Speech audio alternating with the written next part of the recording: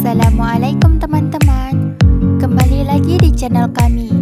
Semoga kalian semua selalu dalam keadaan sehat walafiat. Amin ya rabbal alamin. Sebelum melanjut menonton video ini, alangkah baiknya teman-teman like dan subscribe video ini. Pada video kali ini, kami akan menceritakan kisah Abu Ubaidah ibnu Al-Jarrah bagian 1. Setiap umat memiliki orang yang amin atau terpercaya. Dan amin umat ini adalah Abu Ubaidah atau Muhammad Rasulullah. Dia memiliki wajah yang tenang, paras yang berwibawa, badan yang kurus, postur yang tinggi, alis yang tipis, sedap dipandang mata, enak untuk dilihat, damai terasa di hati. Dia juga adalah orang yang ramah, suka rendah hati, pemalu. Akan tetapi dalam situasi serius, ia bagai seekor singa yang menerkam. Dia serupa dengan mata pedang yang begitu indah dan berkarisma, dan juga tajam dan dapat membabat layaknya pedang. Dialah amin umat Muhammad, Amir bin Abdullah bin Al-Jarrah Al-Fihri Al-Quraisy yang dipanggil dengan nama Abu Ubaidah. Abdullah bin Umar radhiyallahu anhu pernah mendeskripsikan sosoknya dengan ucapannya, 3 orang dari suku Quraisy yang paling terkemuka memiliki akhlak yang paling baik, paling pemalu. Jika mereka berbicara denganmu, maka mereka tidak akan berdusta. Dan jika engkau berbicara dengan mereka, mereka tak akan mendustaimu. Ketiganya adalah Abu Bakar As-Siddiq, Utsman bin Affan, dan Abu Ubaidah bin Al-Jarrah. Abu Ubaidah adalah termasuk orang pertama yang masuk ke dalam Islam. Ia masuk Islam sehari setelah Abu Bakar. Ia memeluk Islam karena jasa Abu Bakar. Abu Bakar mengajak Abu Ubaidah, Abdurrahman bin Auf, Utsman bin Maz'un, dan Arqam bin Abi Al-Arqam datang menghadap Nabi sallallahu alaihi wasallam dan menyatakan di hadapan beliau kalimat kebenaran. Dan mereka semua menjadi pilar pertama tempat dibangunnya kerajaan Islam yang agung. Abu Ubaidah mengalami pengalaman keras yang dirasakan kaum muslimin selagi berada di Mekah sejak pertama hingga akhir. Dia juga merasakan penderitaan kaum muslimin pada masa awal atas segala penderitaan, sakit dan kesedihan yang tidak pernah dirasakan oleh para pengikut agama di muka bumi ini. Namun, ia tetap teguh menghadapi ujian ini dan senantiasa mentaati dan membenarkan Allah dan Rasul-Nya dalam segala kondisi.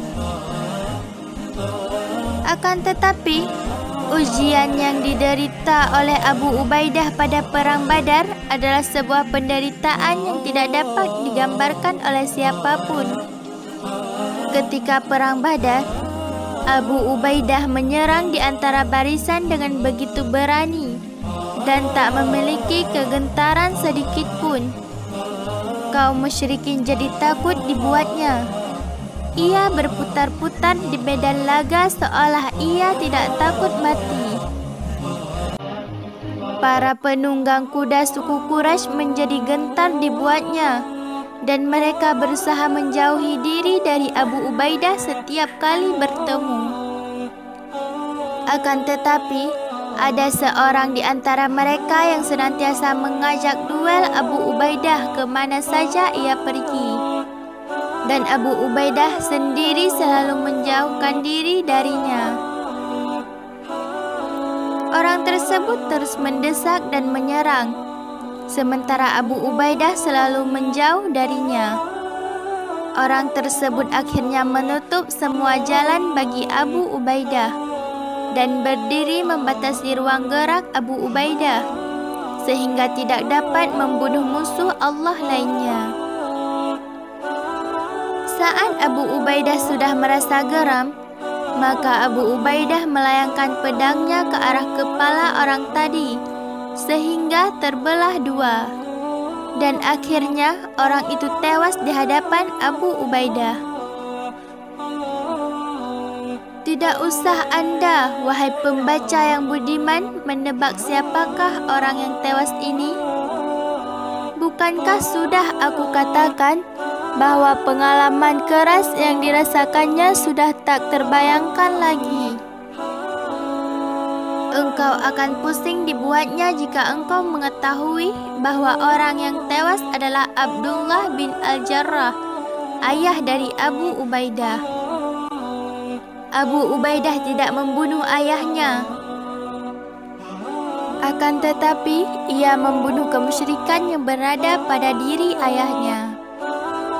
Maka Allah menurunkan sebuah ayat tentang Abu Ubaidah dan ayahnya yang berbunyi, kamu tidak akan mendapati sesuatu kaum yang beriman kepada Allah dan hari akhirat, saling berkasih sayang dengan orang-orang yang menentang Allah dan Rasul-Nya, sekalipun orang-orang itu bapak-bapak atau anak-anak atau saudara-saudara ataupun keluarga mereka.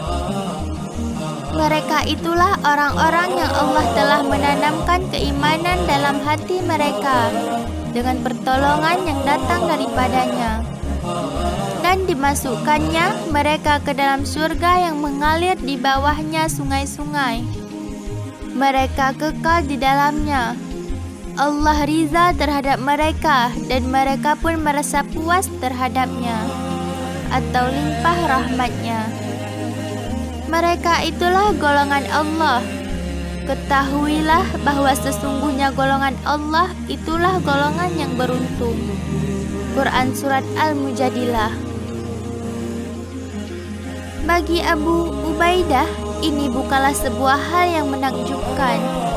Kekuatan imannya kepada Allah dan pembelaannya kepada agama dan amanah kepada umat Muhammad telah mencapai sebuah posisi yang dicita-citakan oleh sebuah jiwa yang besar. Muhammad bin Ja'far berkisah, sebuah rombongan Nasrani datang kepada Nabi dan mereka berkata, wahai Abu Qasim, utuslah kepada kami salah seorang sahabatmu yang kau sukai untuk memutuskan sebuah perkara tentang harta kami yang membuat kami menjadi berselisih. Karena kalian, wahai kaum muslimin, adalah orang-orang yang kami sukai. Rasulullah langsung menjawab, datanglah kepadaku malam hari. Nanti aku akan mengirimkan seseorang yang kuat dan terpercaya kepada kalian.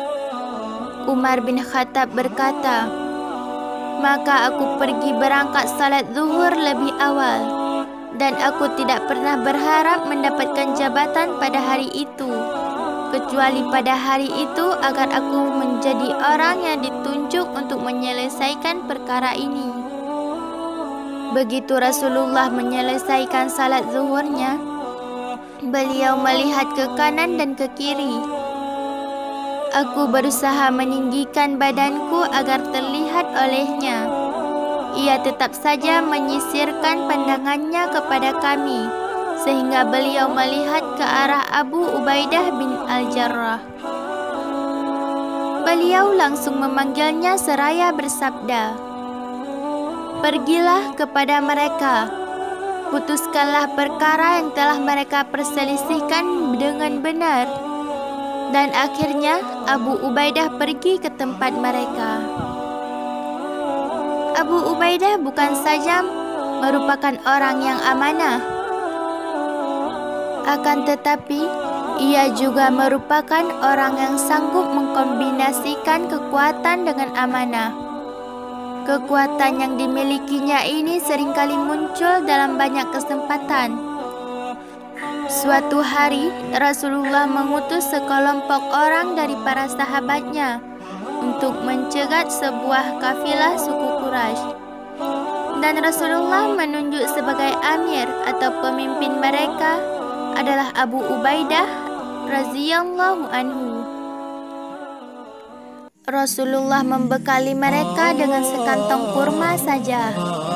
Abu Ubaidah memberikan hanya satu kurma saja kepada masing-masing sahabatnya dalam sehari. Maka setiap orang menghisap kurma tersebut sebagaimana seorang bayi menghisap payudara ibunya. Kemudian mereka meminum air dan semuanya merasa cukup dengan makanan seperti itu hingga malam hari. Sekian dulu ya teman-teman, kisah Abu Ubaidah ibnu Al-Jarrah bagian 1. Assalamualaikum.